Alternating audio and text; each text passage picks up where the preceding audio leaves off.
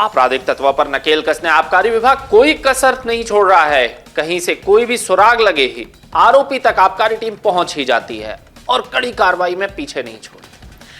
ऐसी एक कड़ी कार्रवाई फिर से सामने आई है। आपको बता दें 28 जनवरी को वृत्त राज मोहल्ला प्रभारी मीना लाल की टीम द्वारा शहर की क्षेत्र में अवैध मदिरा परिवहन के विरुद्ध प्रभावी कार्रवाई की गई। इस मामले में एक दोपहिया हीरो मोटरसाइकिल से अवैध मदिरा परिवहन करने पर 144 पाव देशी मदिरा बरामद की गई है, जो एक बैग में रखी हुई थी। कार्रवाई के दौरान आरोपी 20 वर्षीय विनीत पिता राजेश तंवर के रंग हाथों पकड़ा गया है, जो राजेंद्र नगर झोपड़पट्टी इंदौर का रहने वाला है। काला कानून वापस लो, वापस लो, वापस लो, काला कानून वापस लो, वापस लो, वापस लो। विश्वविद्यालय अनुदान आयोग यूजीसी द्वारा लागू की जा रही नई नीति का देश भर में विरोध प्रदर्शन हो रहा है। मंगलवार को देवी अहिल्या विश्वविद्यालय इंदौर परिसर में छात्रों और सामाजिक संगठनों की ओर से शांतिपूर्ण एवं संगठित विरोध प्रदर्शन किया गया। वहीं आज भी यूजीसी एक्ट के खिलाफ जोरदार प्रदर्शन हो रहा है। इसके विरोध में सवर्ण सेना भी सड़क पर उतर आई है। विरोध प्रदर्शन के दौरान इस काले कानून को वापस लेने के नारे भी लगाए गए हैं। आमरण अनशन से लेकर रोड चक्का जाम से लेकर जो भी प्रक्रिया होगी हम सब करेंगे और इसको अंततः इस कानून को वापस करा के ही मानेंगे। मांग सर्वधर्म समाज, सभी जाति, सभी धर्म, सभी लोग एक समान हो, सबको एक समान सुविधाएं हो और किसी भी वर्ग द्वारा किसी भी वर्ग के लिए प्रताड़ना का कोई अधिकार और किसी तरह का कोई विशेष प्रावधान नहीं होना चाहिए। करने की बात करी है इसी सरकार ने, इसी लोगों ने, और वहीं पर यह फिर जातिगत निर्णय लाकर हम लोगों को आपस में बांटने का निर्णय जो लाया, उन तथाकथित अधिकारियों के विरोध में आप प्रधानमंत्री के नाम ज्ञापन दिया है और मांग करी है कि वो आने वाले समय में इसको सुधार करें, नहीं तो सड़क से संसद तक की लड़ाई पूरे सवर्ण समाज लड़ेगा। ये वही बात है कि हमने जिसको पाल पोस करके बड़ा किया और अब उसी को काटने का काम कर, उसी समाज को काटने का काम कर रही है। ये हम सरकार का विरोध कर रहे हैं और विशेष रूप से कानून का विरोध है। हमारा किसी व्यक्तिगत विरोध किसी से नहीं है, किसी समाज से नहीं है।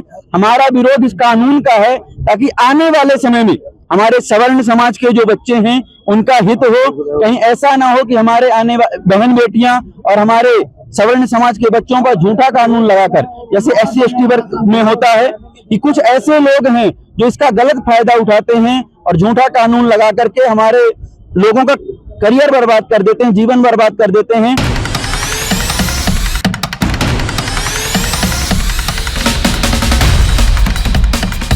इंदौर में ट्रैफिक संभालते समय ट्रैफिक पुलिसकर्मी रंजीत को तकरीबन सभी इंदौर वासी जानते होंगे। ड्यूटी के दौरान उनकी नृत्यनुमा गतिविधियां देखकर कोई रुककर उन्हें देखना पसंद करता है।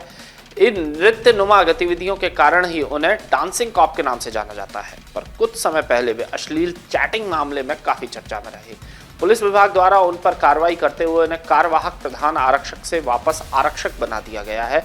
वहीं पुलिस कमिश्नर संतोष सिंह का स्पष्ट संदेश है कि पुलिस विभाग में अनुशासन सर्वोपरि है और सोशल मीडिया या निजी आचरण में की गई किसी भी तरह की गलत हरकत पर सख्त कार्रवाई की जाएगी। इस मामले में पुलिस विभाग ने एडिशनल डीसीपी राजेश दंडोतिया के कार्यालय से मीडिया को जानकारी साझा की गई। डीसीपी हेडक्वार्टर प्रकाश परिहार सर के द्वारा एक आदेश जारी किया गया, जिसमें जो प्रधान आरक्षक 146 रंजीत सिंह, जिनको भी 2021 में कार्यवाहक प्रधान आरक्षक बनाया गया था, उनको मूल पद आरक्षक में वापस लेते हुए उनको आरक्षक बनाया गया। मध्य प्रदेश हाईकोर्ट की इंदौर खंडपीठ ने इंदौर क्रिश्चियन कॉलेज को बड़ी राहत देते हुए कलेक्टर के आदेश पर अंतरिम रोक लगा दी है। कोर्ट ने न सिर्फ कलेक्टर के अधिकार क्षेत्र पर सवाल उठाए, बल्कि आदेश की तारीख को लेकर भी गंभीर टिप्पणी की है। बता दें, न्यायमूर्ति प्रणय वर्मा की एकल पीठ में कॉलेज की याचिका पर सुनवाई करते हुए प्रथम दृष्टया कलेक्टर की कार्रवाई पर संदेह जताया। कॉलेज की ओर से दलील दी गई कि संस्था मध्य प्रदेश भू राजस्व संहिता की धारा 181 और 182 के तहत भूस्वामी की श्रेणी में नहीं आती। इसके बावजूद कलेक्टर ने अधिकार क्षेत्र से बाहर जाकर आदेश पारित किया। मामले में सबसे अहम पहलू आदेश की तारीख को लेकर सामने आया। रिकॉर्ड के मुताबिक कलेक्टर के समक्ष प्रकरण 23 जनवरी 2026 को अंतिम आदेश के लिए सूचीबद्ध था, लेकिन आदेश 12 जनवरी 2026 को ही पारित कर दिया गया था। ये क्रिश्चियन कॉलेज के विषय में कलेक्टर महोदय ने एक सूचना बताओ कारण जारी करा था, शो कॉज नोटिस। उसको हमने पहले चैलेंज करा था, तो माननीय उच्च न्यायालय ने निर्देशित करा था कि आप जाकर के उस कारण बताओ सूचना पत्र का जवाब दें। हमने जवाब दिया। जवाब देने के बाद कलेक्टर ने उस पर संज्ञान लिया और संज्ञान लेने के बाद हमको पहले इनकार करा कि हम विटनेसेस को क्रॉस एग्जामिन नहीं कर सकते प्रति परीक्षण के, उसको विड्रॉ करा ऑर्डर को। उसको हमने चैलेंज करते हुए कमिश्नर की अपील लगाई थी। कमिश्नर ने यथास्थिति बनाने का आदेश दिया था और यथास्थिति के रहने के दौरान कलेक्टर ने फाइनल आदेश बैकडेट में पास कर दिया।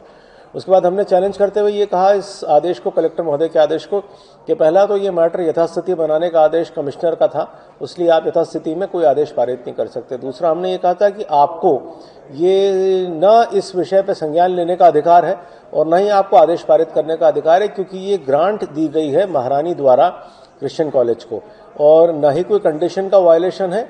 और आपने कहा है कि ग्रांट की जमीन गवर्नमेंट लेसी की कैटेगरी में नहीं आती है और गवर्नमेंट लेसी अगर वो नहीं है तो धारा 182 Madhya Pradesh land revenue code applicable नहीं होगा।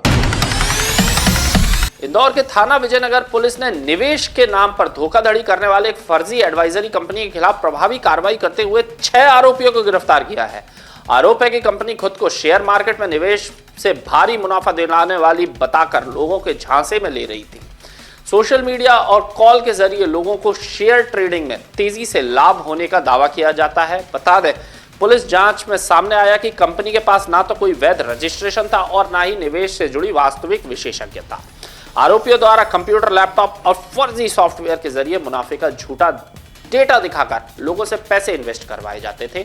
जब निवेशक अपने पैसे या मुनाफे की मांग करते थे तो उन्हें ब्लॉक कर दिया जाता था। इस मामले में 2 मास्टरमाइंड बताए जा रहे हैं, जिनमें से एक आरोपी को पहले ही गिरफ्तार कर जेल भेजा जा चुका है, जबकि मुख्य आरोपी मास्टरमाइंड कपिल मिश्रा फिलहाल फरार। एक एडवाइजरी कंपनी पकड़ी है जिसमें कि थाना प्रभारी विजयनगर उनकी टीम के द्वारा एक जो ग्रेविटी मॉल है उसके 3rd फ्लोर पर एक कंपनी चल रही थी, इनविजन इन्फोटेक कंपनी, और इसमें ये आवेदक तुलसीराम के द्वारा शिकायत की गई थी। इसमें बताया गया था कि फर्जी ये कंपनी चलाकर शेयर मार्केट में ट्रेडिंग कराने के नाम पर, प्रॉफिट दिलाने के नाम पर फ्रॉड किया जा रहा है। तो इस पर से दबिश दी जाकर इनके द्वारा कई सामग्री, कंप्यूटर, लैपटॉप आदि इनके द्वारा जब्त किए गए, कई मोबाइल जब्त किए गए। इसमें 6 आरोपियों को गिरफ्तार किया गया है। कांग्रेस के वरिष्ठ नेता सज्जन सिंह वर्मा ने चुनाव आयोग और भाजपा पर गंभीर आरोप लगाते हुए बड़ा राजनीतिक विवाद खड़ा कर दिया है। प्रेस वार्ता में उन्होंने दावा किया है कि मतदाता सूची से जानबूझकर SC, ST और अल्पसंख्यक वर्ग के मतदाताओं के नाम हटाए जा रहे हैं।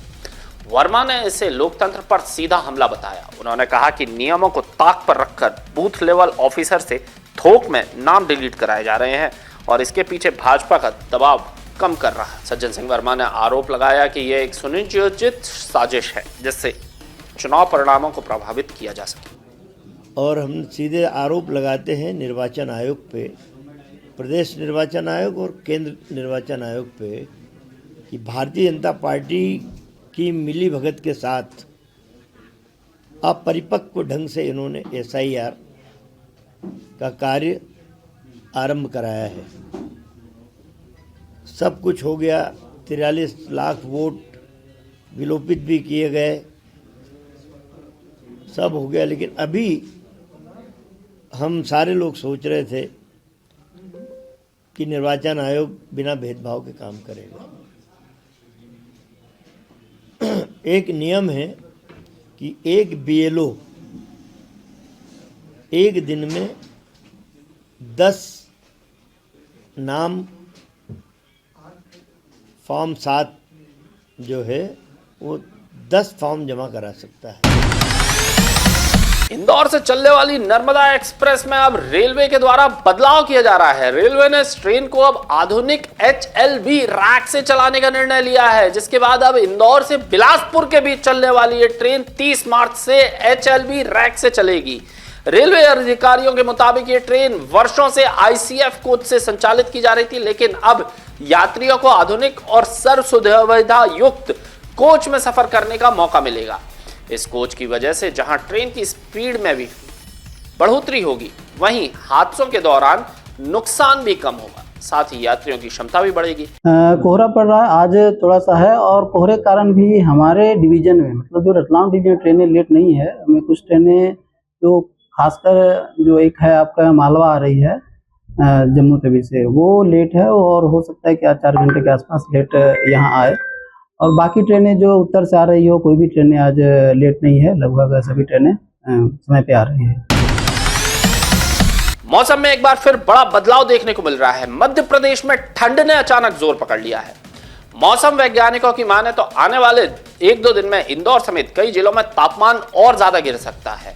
वहीं 1 और 2 तारीख को इंदौर शहर में बारिश की भी संभावना जताई जा रही है। फिलहाल ठंड के इस बदले मिजाज ने लोगों की दिनचर्या को प्रभावित करना शुरू कर दिया है। अब जो घट के द्वारा से जो आज रिकॉर्ड हुआ है न्यूनतम तापमान लगभग 10-11 डिग्री के आसपास आ गया है। 4 डिग्री का ड्रॉप देखने को मिला है और जो अधिकतम तापमान है वो भी 27 डिग्री तक चल रहा था 2-3 दिन पहले तक, वो भी घट करके 23 डिग्री तक आ गया है। और ये जो तापमान, ये हमें जो गिरावट देखने को मिल रही है ये सर्द हवाओं की वजह से है। और अभी फ्रेश एक वेस्टर्न डिस्टर्बेंस जो है वो भी 31 ये कल से 30 तारीख से हम बोल सकते हैं वो भी आने वाला है। उसकी वजह से भी 31 तारीख, 1 तारीख और 2 तारीख जो है यहाँ पे वार्निंग रहेगी। खास करके जैसे इंदौर के लिए 2 तारीख को थंडर स्टॉर्म एंड लाइटनिंग की वार्निंग है, तो हल्की बारिश भी हो सकती है।